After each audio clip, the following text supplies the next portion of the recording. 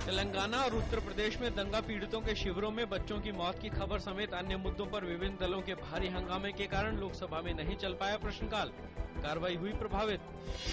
लोकसभा की तरह राज्यसभा में भी प्रश्नकाल नहीं चल पाया। उच्च सदन में बसपा सदस्यों के हंगामे के कारण कार्रवाई को करना पड़ा स्थगित। संसदीय कार्य मंत्री कमलनाथ ने 4 राज्यों के विधानसभा चुनाव परिणामों पर कहा कि पार्टी इस पर विचार करेगी। उन्होंने पार्टी में सुधार की बात भी कही।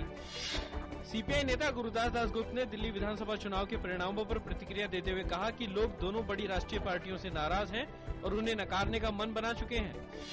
40 सदस्यों वाली मिजोरम विधानसभा के चुनाव के लिए वोटों की गिनती का काम चल रहा है। शुरुआती रुझानों में कांग्रेस को मिली बढ़त। उच्चतम न्यायालय ने सहारा प्रमुख सुब्रत रॉय के खिलाफ 2G घोटाले की जांच में हस्तक्षेप के आरोप को विचार योग्य माना।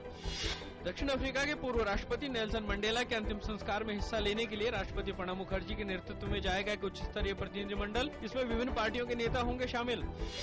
नई दिल्ली में प्रधानमंत्री डॉक्टर मनमोहन सिंह ने आज दक्षिण अफ्रीका के दूतावास पर जाकर वहां के पूर्व राष्ट्रपति नेल्सन मंडेला को दी श्रद्धांजलि।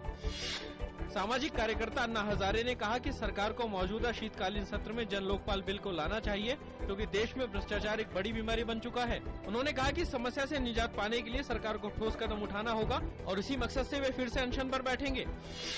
शेयर बाजार में देखा गया जबरदस्त उछाल। सेंसेक्स और निफ्टी दोनों ही आज तक के सबसे उच्चतम स्तर पर। सेंसेक्स 487 अंक की बढ़त के साथ 21,484 पर खुला। निफ्टी भी उछाल के साथ 6,415 पर खुला। अंतरबैंक विदेशी मुद्रा विनिमय बाजार में आज डॉलर के मुकाबले ₹51 मजबूत होकर 60 रुपए 90 पैसे प्रति डॉलर पर खुला।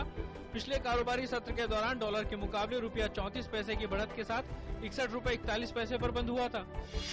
यूक्रेन में हजारों सरकार विरोधी प्रदर्शनकारियों ने रविवार को राजधानी कीव में सोवियत संघ के संस्थापक व्लादिमीर लेनिन की प्रतिमा को गिराया। प्रदर्शनकारियों ने ऐसा राष्ट्रपति के रूस के साथ घनिष्ठ संबंध जोड़ने की योजना के मद्देनजर विरोध शुरू किया।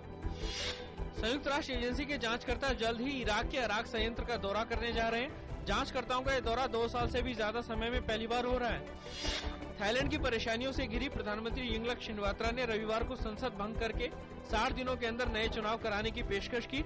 इस बीच विपक्षी सांसदों ने त्यागपत्र देने और सरकार विरोधी प्रदर्शनों में भाग लेने का फैसला किया।